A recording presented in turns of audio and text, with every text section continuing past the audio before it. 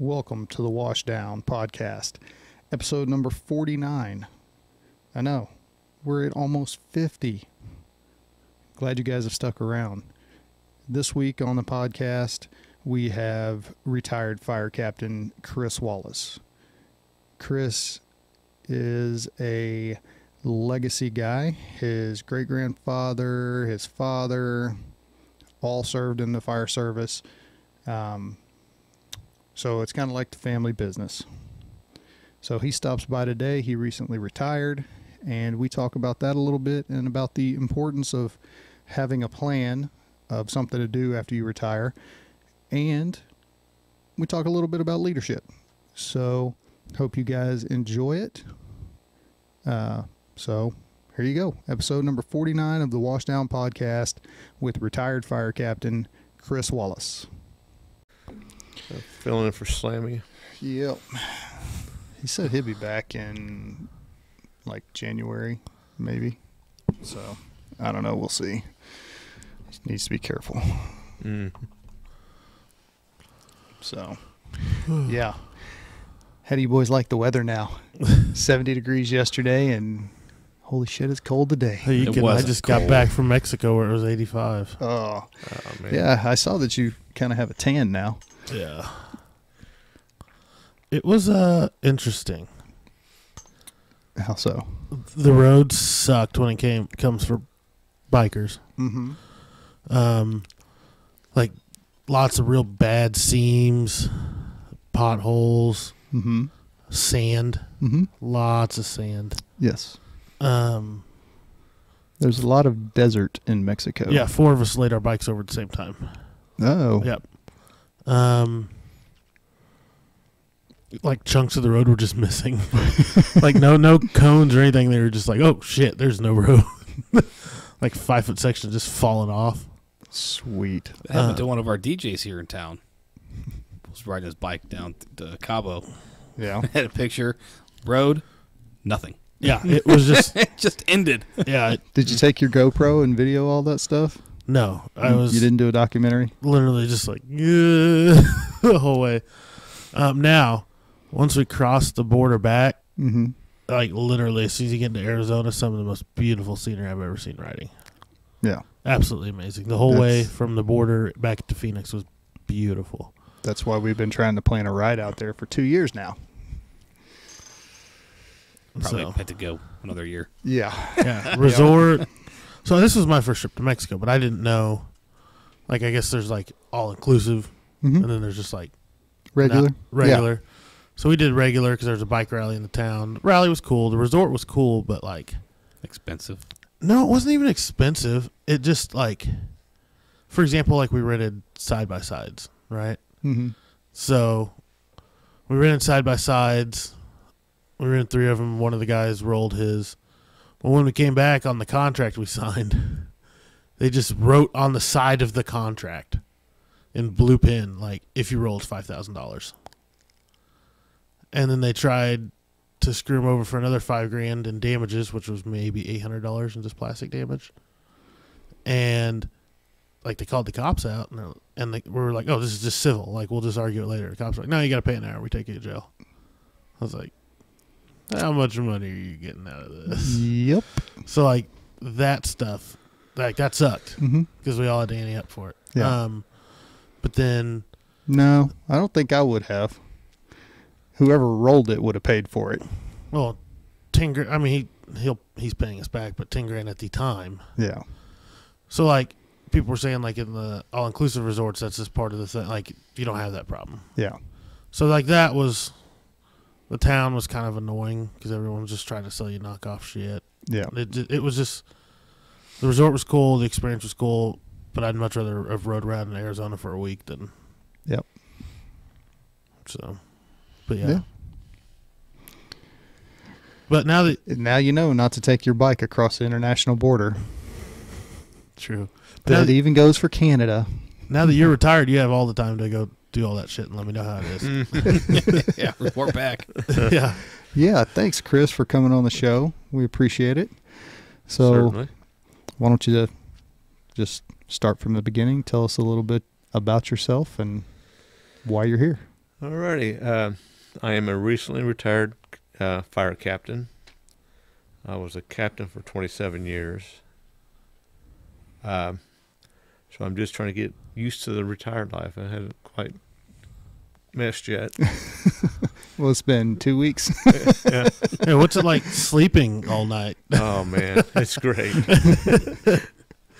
I don't even have to take naps anymore. Sleep all night. Yeah. I still got to take naps. I Good worked. if I sleep all night. I worked at your old station yesterday, and there was no nap and no sleep either. Oh. Yeah, some days it was. Yeah, it was. It was rough. We started the day and ended the day with a car fire. Boo. Well, so the last one, it's 3-4 o'clock in the morning, something like that. They ring the bells, send us out for a car into an ATM. By the time we get to the rig, it's a car into an ATM on fire. Then it's a car into an ATM on fire. Occupants are trapped. Police are on the scene. So it's right around the corner from the station. And so we zip around there, and there's like 4 cops just kind of standing there, and this car is rolling and nobody else. I don't know how they got occupants trapped, how they reported that, because there was nobody else around. They're probably supposed to trying to get some more medals. Well, yeah. Police look like Mexican generals. You say that though.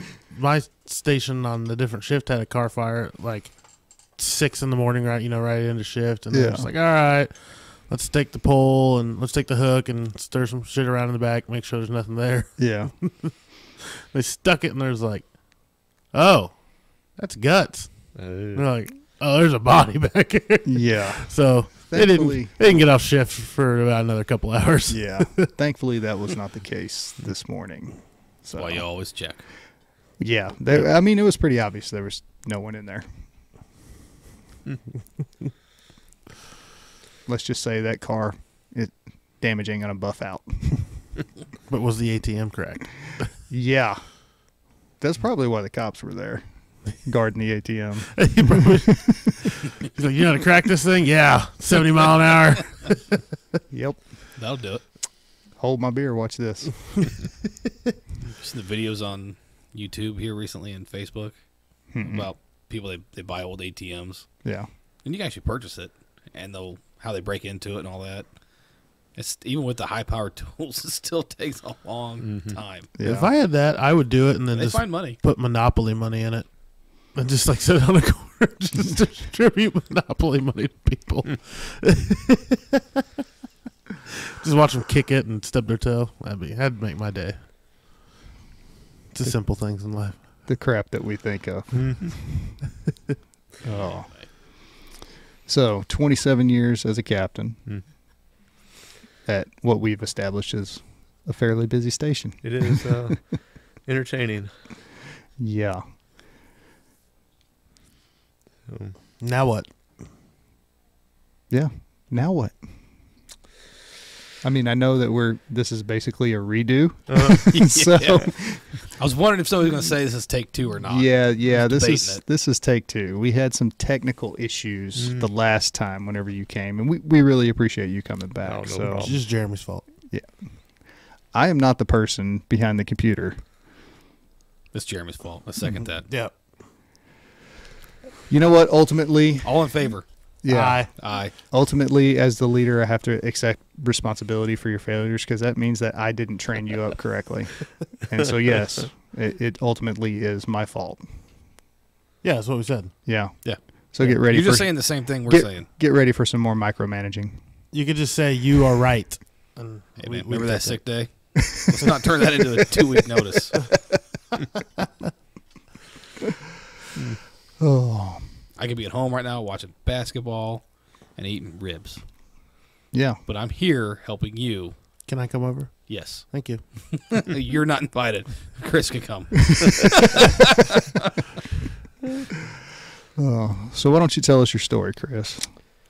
Well, first of all, I am one of the generational firefighters. My great-grandfather was a Kansas City, Kansas fireman. My dad was Kansas City, Missouri for 25, and I have 2 nephews now. And my son would like to get on. Just depends if they ever hire. Yeah, get paramedic license. That's what I told him. We can talk about that later. Yeah. And I started pretty young. I was 20 years old when I got hired on. And really didn't know what was going to happen. You know, it's really a rude awakening when you actually have to deal with it. Yeah. But it's been a blast. I mean, you know, my body's tore up, my mind's tore up, but I'm still alive. Yeah. And so I was, like I said, I was 20 when I come on. Naive as can be. And it was probably about 3 years on when I actually had my first ugly scene. And I was up on 435. I enjoyed my whole career. The last part was really fun because I was teaching the new kids and future new captains, give them the stuff that they wouldn't know otherwise. Just tell them, like, watch for this or you have this. And it's funny, I don't remember ever trying to do it on purpose, but it's just the way it worked out. Yeah. So, and I had a really good, great crew, and like I always told them, I said, you guys want to make me look good. And we had a little saying, you guys do the hard work, and I'll make sure you don't get killed. So I'd either do the command stuff, and my guys would take the line in, and I'd go in with them, and we learned a lot together. Yeah. Well, I think that's an important aspect that sometimes can get lost of, you know, guys with that experience passing that knowledge on. Because some people just, they're not very free with the information. Yeah. I always was. I told them, ask me anything, you know, at the right time. Yeah. And I'll give you an explanation. So, that's about all for me. I've just got retired a couple weeks ago. Haven't had any fun yet, but I'm not going to work. Yeah. Well, you got your dog thing going, so why don't you talk about that a little bit? Right. Well, my wife and I are host family for this one breeder, and she breeds Australian Cobber dogs, and there's only 5 or 6 in the United States breeders, and so we're, you know, like, that's my day. You know, play with the dogs and. Yeah. So what does that entail? I mean, you say you're a host family, but like. Yeah. Well, basically, what happens is we got 2 puppies from her, and when they get into the breeding age, we still have them. We're still, you know, essentially they're ours. Mm-hmm.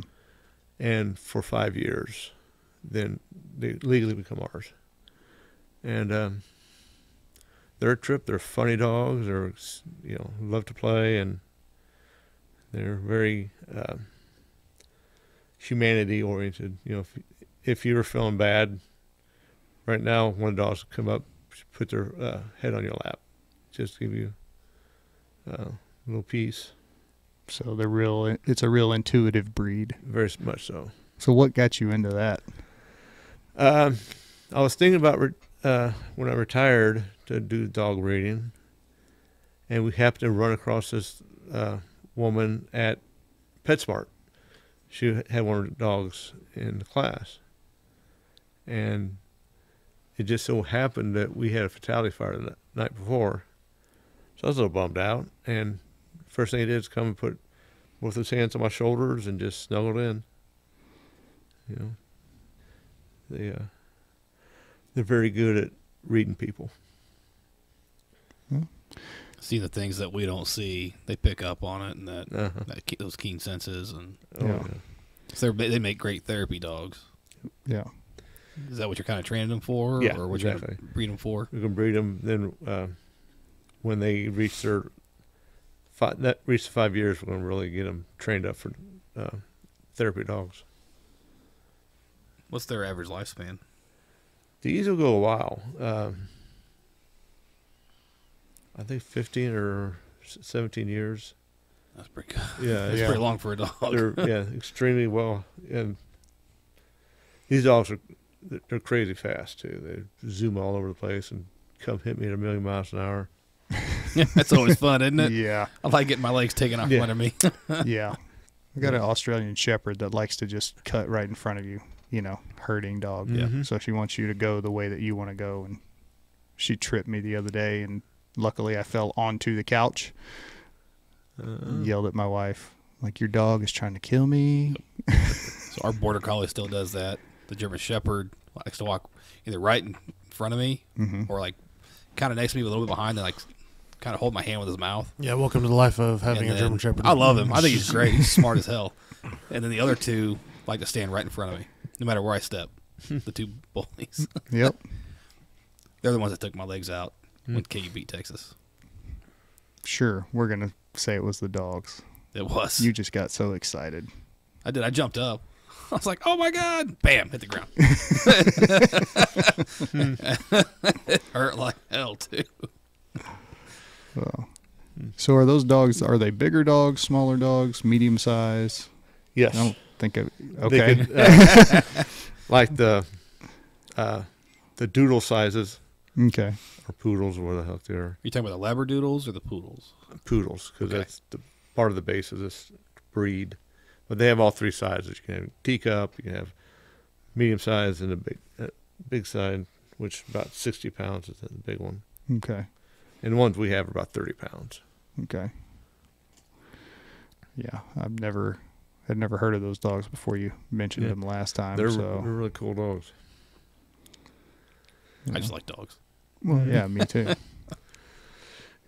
Yeah. I love my pit bull. I've had a couple pit bulls. They're good dogs. Yeah, he's a great snuggler. Mm-hmm. He licks too much. He does lick too much, but Anytime you come over, you watch TV over here, you're getting a bath. Wow. yeah, That's every day for me. Although those American bullies we have, they do the same thing constantly. yeah. Stop I think licking me. it's got to be something with that breed, It's got to be. or that family of dog. But they're very good. I mean, they're very well, for the most part, they're well mannered, especially around other people. Yeah, Like your dog, and then when you had Oreo, yeah, she was a great dog. yeah. Yeah, Rachel always talked about how she wanted her to be a therapy dog because she was like that, just real intuitive. And, if you were sad or something, she would come and she would just be there with you.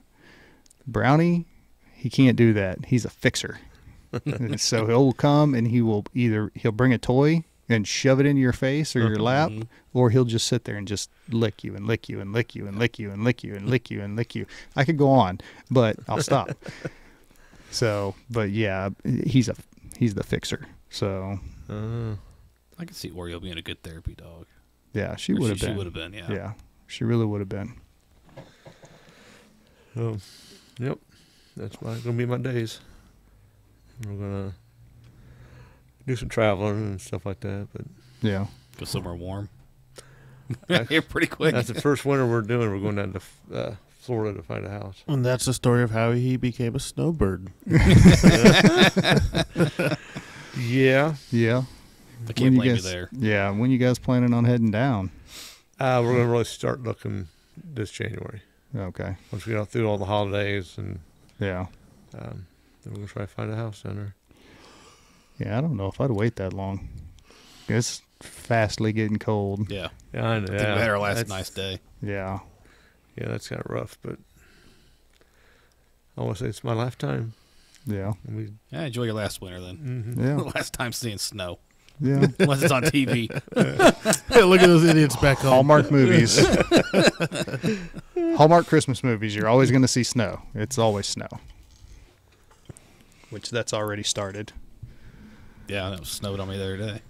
No, I'm talking about the Hallmark Christmas movies. They're already playing them. Oh, I blocked that channel. I don't have that luxury. You got to be sneaky. Like, I don't know why it's not working. They must have canceled it. Yeah.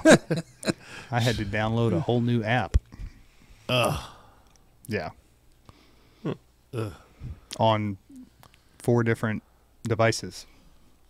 Nope. Yeah. Pass. Hey, that's what she wants. That's what she wants. We're not even putting a Christmas tree up this year, and I'm ecstatic. Yeah, we're putting one up. We're actually getting Christmas lights on the house. Nope, not doing that this year either. Yeah. Oh, I ain't doing it. I'm paying somebody to do it. Luckily, there's like 15 people on the job to do. Yeah. Already got a guy. I know a guy for that. Cool. It's so weird doing the redo. Yeah, it is. It's hard. It's yeah. It's that lightning in the bottle thing. I was kind of counting on you, kind of the way that you I'm did. tired. I'm mentally tired. You're mentally tired. Yeah. Working on big problems. Fixing big issues. Oh. I haven't been to sleep since 8:30 yesterday morning. Awesome. So you're just going to be a bundle of joy for the event tonight. Fucking great. It'll be fun. Chris, have you had many guys reach out to you since retirement? Some of my guys have called and asked a few questions, but nothing too deep. It was just more of a, like I always said, that art of reading smoke. I can tell you the whole class in 2 seconds. When the fire's hot, it's mad. So you don't want to. So you can see the mad looking smoke. That's where your fire is going to be. What moving forward, what's kind of going to be the boundary you set for yourself when it comes to like getting involved in fire department stuff, whether it be retirement meetings for the union or still trying to teach guys, or what's your boundary? I'd like to at least do some like tabletop classes where we don't have to go outside. We can do it inside, and Yeah. I think that mode of training is extremely helpful because you get to see what other people see, and so hopefully not to get in a bad situation. Like where I said, angry smoke, it's going to blow on you if you don't mess around. If you take care of it the correct way, fire goes good. Yeah. And a lot, and it, I can't remember what I was going to say. Old timers is It is past his bedtime. He's retired now. Yeah, I didn't get after Didn't take his nap today. He didn't prepare. Well, I think the tabletop discussion, sitting around and talking about stuff, and That whole breaking bread thing. Yeah. And the mornings at shift change are the best. Yeah. Because you got so many guys sitting around. Everybody's drinking coffee. You got the ball busting going on. This guy's talking shit on this guy about the fire and the decision he made. But then it leads to that conversation of why. Right. It's not wrong. It was just different than what I would have done. And then when you're sitting there listening, and you got 2 old timers, and you see both sides, you make that. Now you've got a third option because you got A and B, and then what you would do in that situation. You kind of change it up a little bit and make it work for you. Yeah. But you just learn so much. Like, we all remember the guy who had 50 years on when he retired. I don't want to name names. But just listening to him at dinner talk about, construction from the past and things they did, and when they had one radio and when they didn't have a radio, or when they had one mask, and that kind of stuff, and where it's come from and evolved. But you learn there's so much knowledge right there that if you just pay attention, Yeah. you're going to learn. Yeah. Learning through stories is I don't know if it's time-honored tradition, but it should be. I mean, because that's how it used to be done, is the older people would teach the younger people by telling them stories, Like, I'd never seen a lead weight before in a window. I wonder what. Yeah. Really? until I got on the job. Yeah. But we were talking about it at dinner, had a fire later that night, and there it was. Yeah. And if we hadn't talked about it, I'm like, what the hell? Mm-hmm. You know, not something I grew up with. Right. Because I never lived in an old house like that. Yeah.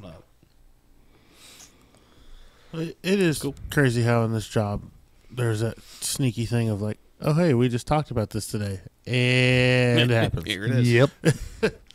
Yep. That was my very first day as a captain. We went out.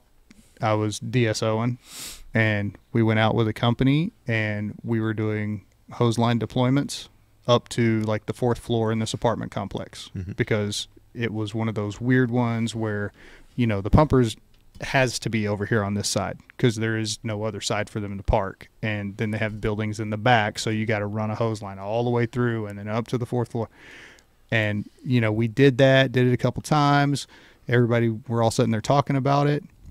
4 o'clock the next morning, exact scenario of stretch this line all the way over here, throw a rope bag, and then haul it up to the 2nd floor across the pool. So, but I mean, those guys on the pumper knocked it out because we just did it. He was still getting dressed. I was dressed. I was dressed. I was standing over there in the corner minding my own business like a good DSO should do. That's not what you did. You threw your radio down, threw your hands up. I knew! Help me! Don't let the invisible fire burn my friend.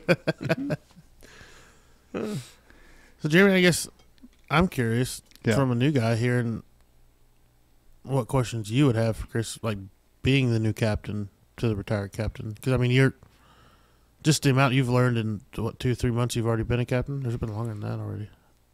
September. So, a couple months. 2 tree months. I mean, like, just it's a wealth of knowledge sitting over there. Yeah. So, I mean, it is. Thanks for putting me on the spot, James. See, I'm really good about that. Yeah. Divert responsibility. Yes. Oh, shit rolls uphill, I guess. No, but I mean, he does raise a good point. So you spent 27 years as a captain. I mean, do you have any advice? Like if you had to pick, let's say, top 3 things. Well, one is to always keep calm, keep your head. And I was a big on teaching my guys the basics. Then the fancy stuff will work out as we go. So, you need to,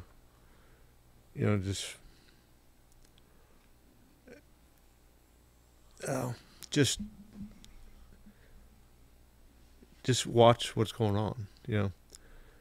I know, especially younger firefighters that want to see who can do the most work. Mm-hmm.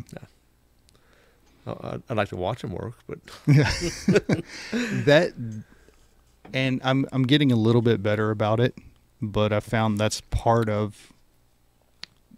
I don't want to say made it hard for me, the transition from going from firefighter to captain, but it's still wanting to do the work. Right. And, I found myself my first probably month of floating basically I was in the way, in all honesty. Like the guys had it, they were doing a great job, and I'm over there, I'm trying to do this and they're like, go away, go stand over there somewhere. We don't need you. This is our job. And it's, and I thought back to it, and it's the same thing that I used to tell our captain. Mm-hmm.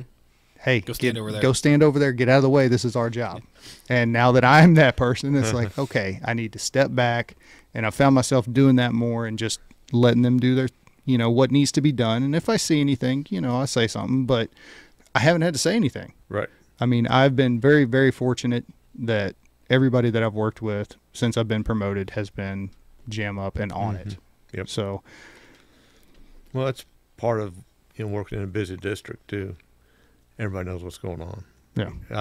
I probably wouldn't do good at when the outline, when you have to tell everybody everything to do. So I'd probably just take a line and go myself, but I'm not going to. Well, I can tell you, working in both busy and the outlying, that it's not as bad as what people think. It's a lot better than it was. Yeah, I mean, I've definitely seen changes in my career. I'll be honest. Yeah. But anymore, it's still that stand back and watch, and when you need to say something, you do. But it's when you have for me, a big thing is training. As the captain, you're responsible to train your crew. Mm-hmm. And there's 100 different ways to do something, and I don't mind learning all 100. Right. And then practicing what works best. That way you're proficient at it. Yeah. But you still have those other 99 behind you in case you got to change something up. Yeah. But be proficient at one. Make sense? Yeah. The whole Bruce Lee thing. Yeah. Well, you have to set your people up for success. So Yeah. you're not going to take, there's physical limitations and all that kind of stuff, because you may have this giant Mongo truckman on your pumper company, so you know what he's good for and what he should be good at. Then you've got somebody who's 5'5" and 115 pounds soaking wet. They're not going to be the person that you're going to say, okay, get in there and lift that person by yourself because it's a tight spot. No, that's setting them up for failure. But I think I think something that makes a good captain is the ones that listen. Not just say, hey, this is what we're doing, but like, all right, we have this problem. How are we going to fix it? Because not every problem we run into is the same. They're all different. Yeah, they're all different. And now, because we have ambulances as part of our crew, you have 6 people to come together and think about it. Now you got new guys have learned the new school way of doing things. You got old school people, and then you have experience. Being in a busy district for a long time. Bring a lot together. Mm-hmm. You're gonna figure it the fuck out. Yep. Yeah. Quickly. Yeah. Yeah. So how did you deal whenever you got promoted? Because I know whenever you got promoted, I'm sure it was you had to go through the driver position before you got promoted. Yes. So maybe that transition isn't quite as hard, but going from firefighter to captain, it almost seems like there's a disconnect there. Like I'm not sure how I should act around, the firefighters. Like, because I still want to hang out and all that stuff and, be involved. But then, like, where's that? I need to let them do their thing and, because I feel like I'm intruding sometimes. Well, I've always been told that you should, like, as far as training, you should know what your firefighters know. Mm-hmm. And your job as a captain, bluntly, is just to keep them knuckleheads alive. Because they'll do some silly stuff, and stuff goes bad fast in a fire. Yeah. And so just keep with the firefighters, just keep your training basic but continuous. Like say you're working today, it's cold and nasty, and you walk into a house and you can be sure what the layout is. So if you come in here during a real fire, you know where to go. And my district that I just retired from, I could tell you almost exactly what the house is going to be in a certain area. And that helps you learn. It keeps your mind fresh. You're like, oh, hey, this is happening. And another thing is to know as much as you can about everything. And that way, if you're giving them a line of BS, they buy it. So sound smarter than you actually are. Exactly. Yeah, You don't have a problem with that. Are you saying I sound smart, Chris? Yeah. So, as far as, especially when I become like one of the senior captains, I was always more worried about people getting hurt. And I'd take my guys in, they go what they have to do, and I've always just looking around. And you need to do everything methodically. You pull up to the front of it, like in front of a house is occupied, well, there's going to be different areas, and you need to get that person out. So he's got to be smart. Keep thinking. And a lot of times stuff could be good. And another thing, you may have to ask for help. That's one of the biggest drawbacks for men's. They don't really like to ask for help. What? Well, no, because we're problem solvers. We're the people who fix things. Mm-hmm. And especially in our line of work, you know, I mean, that's what we get paid to do is, Right. you know, fix things. Or if not fix them, you know, at least stop them from going even worse than they are. Right. You know. Yeah, and especially you being a captain coming from a firefighter, you don't have as much as experience that somebody who went through the ranks, and you know you'll have to figure out what you want your crew to be. And I always told my guys, if they want us to do a demo, okay, we're getting paid $30 an hour to do a quick demo. It's not a big deal. Yeah. A lot of guys be just, oh man. But I always volunteered to take it just because it's a lot of fun. Yeah. You see little brat kids running around and their parents. Well, and the bonus to that is you're on the Chiefs' good side. It's true. I know what you're doing, Chris. Oh yeah, I got all kinds of angles. Yeah. Yeah. But I mean, there's, that's probably one of the aspects of our job that is we see people in a different light at that time. Because, we go do a demo at a school or daycare or something like that, then we're getting to interact with them on a different level. That helps a lot. Yeah. I was in that area district so long that we go to one of the high rises. Half the people know me. They always ask how I'm doing, when are you retiring? So, yeah. Mm-hmm. So it's, it's the job you can really help the community. And not even fight the fires, just be there. And, when grandma calls for her cat's in the tree, go do it. It's not a big deal. Yeah. It doesn't cost you anything to be nice. Right. Exactly. And and of course, there are some people don't need to be nice to because they're just horrible people. Right. I mean, but there's still a level of professionalism that I think, we kind of should hold ourselves to. Yes. And I know we're not big in the union about writing stuff up about your guys, harming union members. Mm-hmm. It's a pretty big deal. Yeah. And, just, especially a new captain, you just watch everything. When you go into fire, you have your firefighters there, handling the line, and you go in there, make sure they're not hurting. And you just watch what's going on, make sure they're not going to get hurt.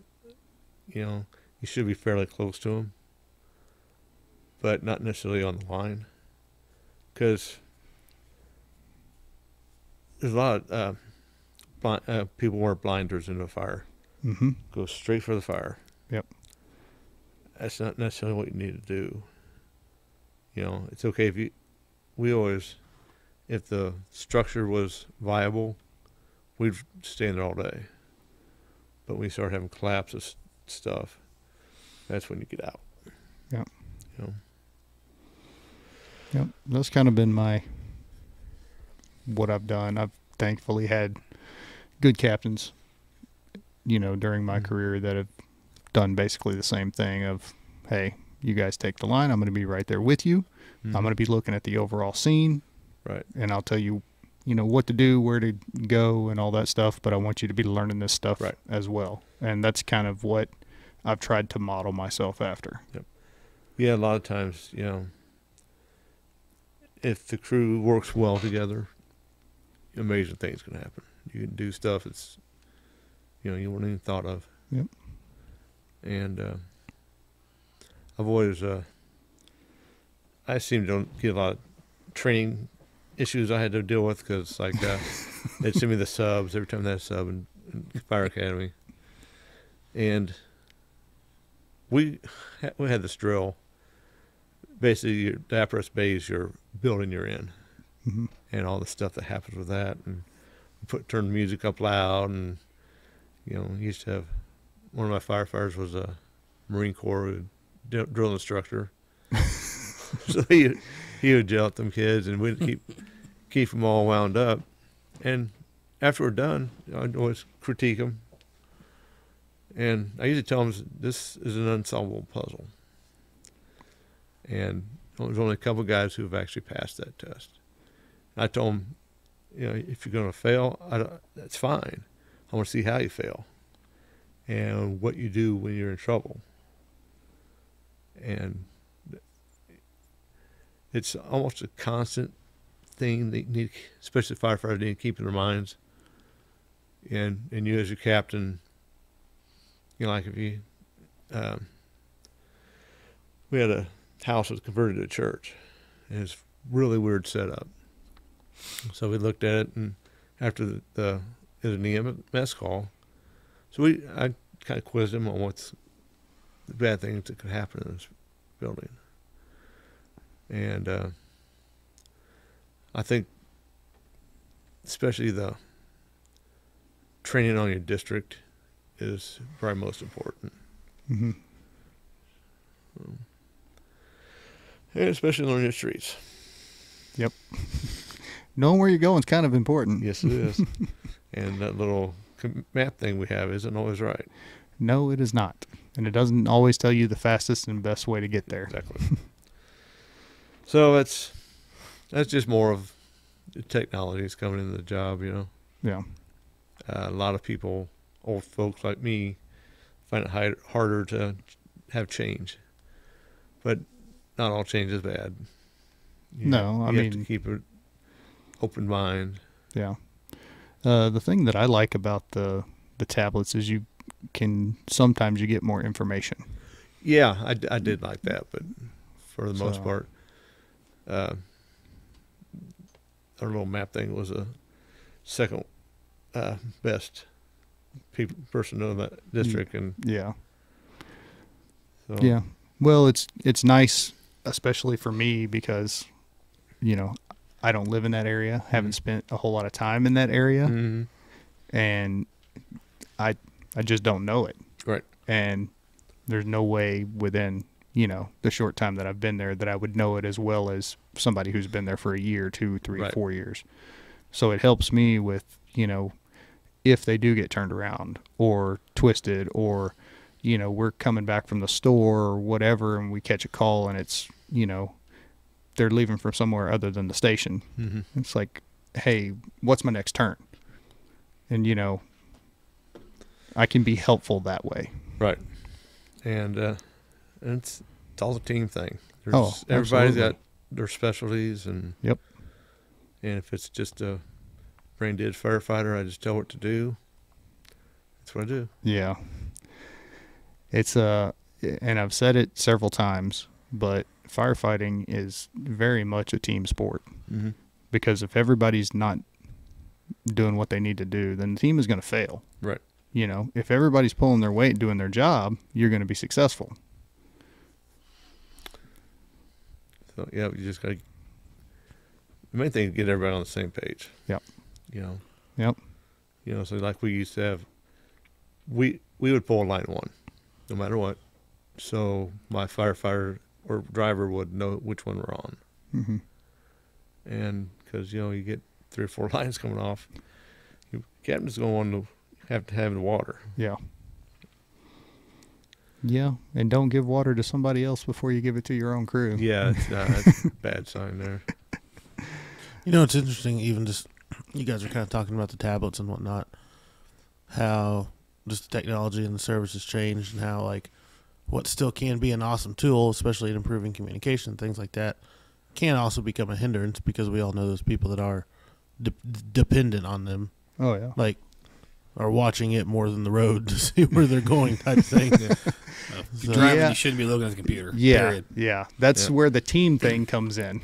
Whoever's sitting in that right-hand seat, they're the ones who need to be looking at the map. Yeah. And if you've got somebody who's driving who doesn't really know where they're going, then you need to be giving them direction, not just letting them fail miserably and driving in circles and then you yelling at them. But that's fun. Yeah.